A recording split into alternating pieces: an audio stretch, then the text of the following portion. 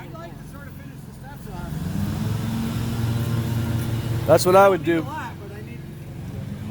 I'll bump it, and then you guys just shut it off when you're done, and I want to make another. Waiting for the plaster to stiffen up a little bit and just set up so that we can add another layer to it because the humidity is pretty high today. So we keep checking it.